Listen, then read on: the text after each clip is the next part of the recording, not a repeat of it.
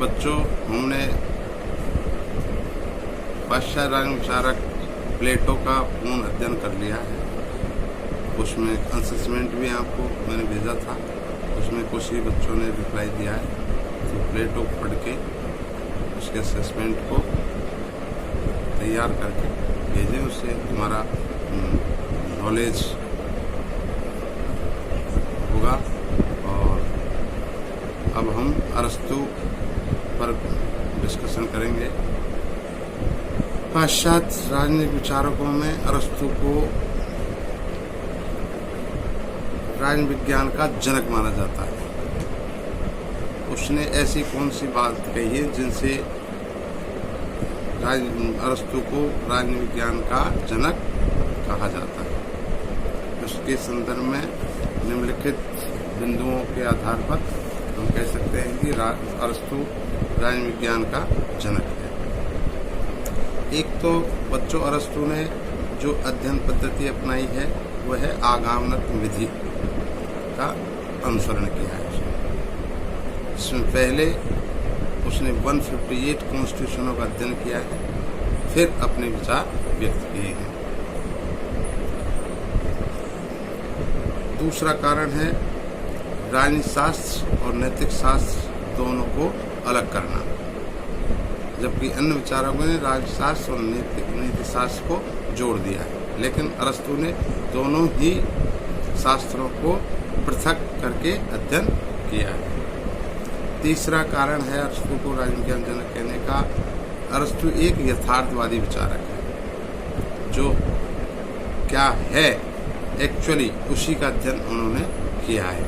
आदर्श को या आदर्श पर कोई कल्पनाओं पर उनका विचार आधारित नहीं है। अगला कारण है राज्य के पूर्ण सिद्धांत का प्रतिपादन किया है उन्होंने। शुरू से स्टार्ट तक राज्य के क्या अंग हैं, क्या कार्य हैं, सारों का डिस्कशन किया है। अगला है संविधानों का वैज्ञानिक वर्गीकरण किया है। उनके संविधानों के वर्गीकरण के दो आधार हैं, एक संविधानों का शुद्ध रूप, एक संविधानों का विकृत रूप, और उनमें सबसे श्रेष्ठ उन्होंने पॉलिटी को माना है। अगला कारण है नागरिकता की व्याख्या उन्होंने बहुत अच्छी से की है। उन्होंने नागरिक उन्हीं व्यक्तियों को माना है जो राज्य में किसी न किसी कार्य में लगे हुए हैं, वही नागरिक। अगला बिंदु है उन्होंने कानून की सर्वोच्चता का प्रतिपादन किया है। कानून ही सर्वोच्च है, विधि का शासन ही श्रेष्ठ है। कोई राजा ने कोई श्रेष्ठ नहीं है, केवल कानून ही श्रेष्ठ है। सरकार के तीनों अंगों का निर्धारण किया है उन्होंने। सरकार के 3 अंग होते हैं, तीनों का कार्य होता है, इसलिए भी अरस्तु को राजनीति विज्ञान का जनक कहा जाता है।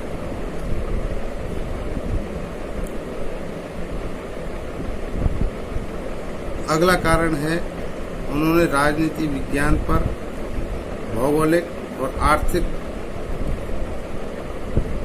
प्रभावों का अध्ययन को महसूस किया है कि राजनीति विज्ञान उसके भौगोलिक और आर्थिक कारकों से प्रभावित होती है।